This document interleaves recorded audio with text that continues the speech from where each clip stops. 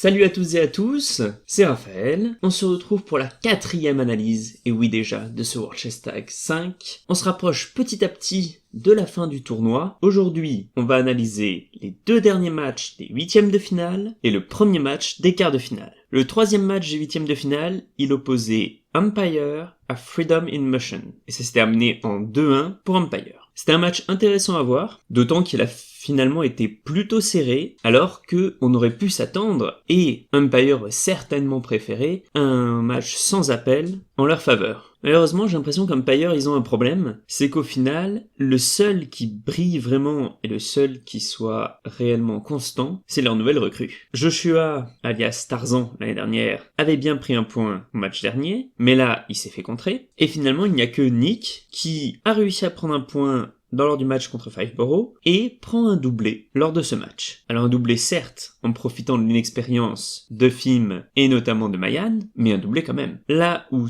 tous les autres vétérans de l'année dernière n'ont pas réussi. Il faut dire que Freedom in Motion s'est bien défendu. C'était la seule nouvelle équipe à réussir à monter en 8e de finale. Et je pense qu'ils ont rien à regretter parce que le tirage leur était franchement favorable. Empire était clairement l'une des équipes les plus faciles à prendre de ces 8e de finale. S'ils ont pas réussi à avoir le niveau pour les battre, clairement ce serait pas passé contre n'importe qui. Mais ils sont bien battus avec, comme à leur habitude, Isaac en tête de proue, qui encore une fois réussit à prendre un point contre un Jonathan qui était complètement perdu, et Jacob qui avait réussi à prendre un doublé lors du match contre APK Grey, cette fois-ci, alors certes a très bien contré Nick lors de sa 3e chase comme souris, mais derrière s'est fait contrer par Jacob, par un très beau move de Jacob, on va dire. Et honnêtement, j'ai beaucoup de mal à savoir si dans ce match, c'est l'expérience, ou le niveau, ou les deux, qui ont réellement joué. Parce qu'encore une fois, Empire, c'est leur petit nouveau qui prend les 2 points, qui profite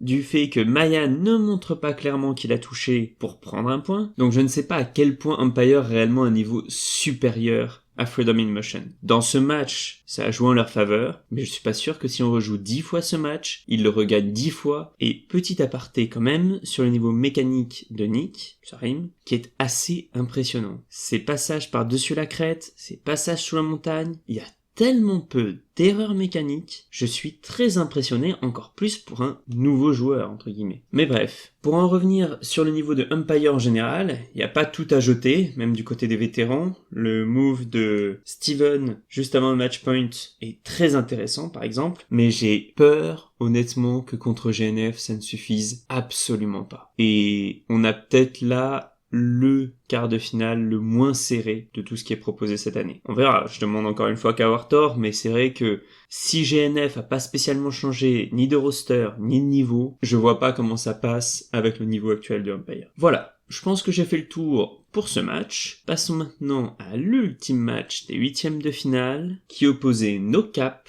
à Holo. Et c'était fou à quel point ce match était serré. Et surtout, extrêmement intense. Rendez-vous compte, il y a eu 7 touches qui ont eu lieu après 15 secondes de chase. Notamment une qui a eu lieu après 19,8 secondes de chase. Mais la première qualité de ce match, c'était l'histoire qu'il y avait derrière. Parce qu'on l'a un petit peu abordé pendant le match, mais l'année dernière, en 8e de finale, comme ici, Holo et NoCap s'étaient déjà affrontés. Le match était allé en mort subite, en la faveur de Holo, qui avait ensuite affronté et avait perdu contre Apex. Bon, cette année, le scénario aura été un petit peu différent. Un 2-1 accroché de justesse par NoCap, qui iront donc affronter Hollywood Freerunners.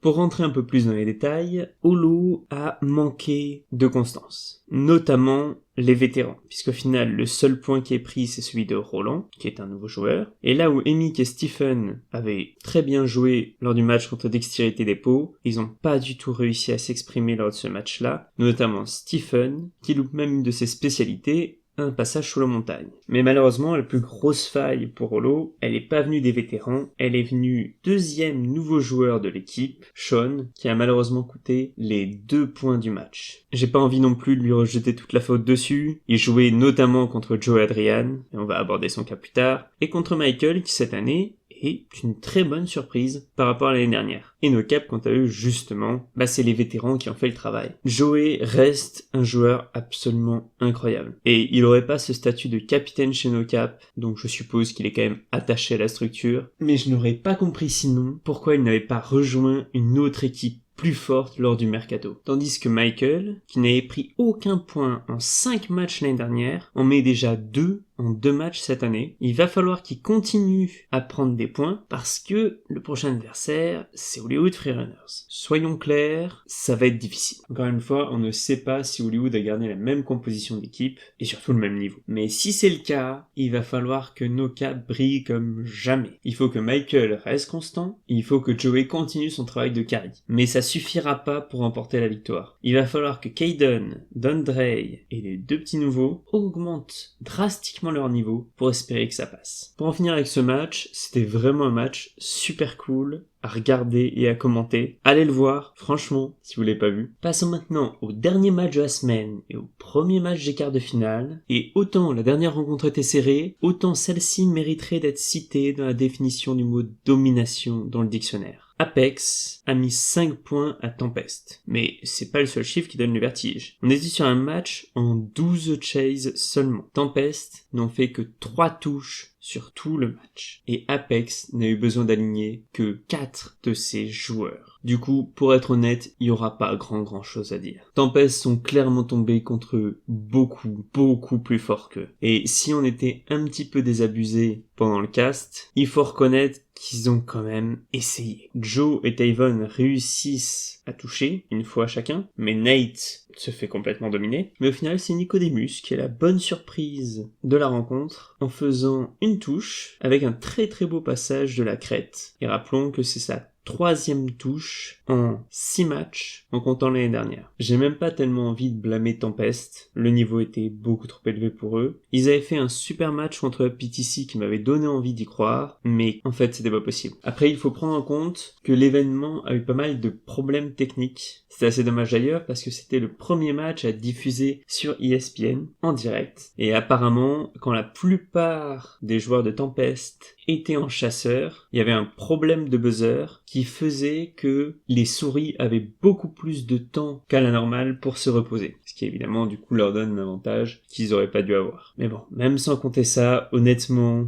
ça donne pas l'impression que Tempest aurait pu le faire. Du côté de Apex, pas grand chose à dire, mais j'ai trouvé Seth avec beaucoup plus d'intelligence de jeu et avec un peu moins ce côté fonceur qui nous avait tellement impressionné l'année dernière. Alors c'est pas plus mal, c'était une transition qu'il avait déjà un petit peu commencé à aborder en phase finale de l'année dernière, mais là vraiment j'ai trouvé son niveau de jeu très impressionnant et il était moins dans la course tout le temps, mais beaucoup plus de temps en temps quand il en avait besoin et tout en réussissant beaucoup plus à jouer avec les obstacles. Bon, je pense que j'ai fait le tour de ce match et de cette semaine. Si vous avez des questions ou des remarques, n'hésitez pas à les poser en commentaire. À très vite pour le 2e match de quart de finale. D'ici là, portez-vous bien. Et comme on dit en chess tag, keep chasing and get caught. Salut à tous!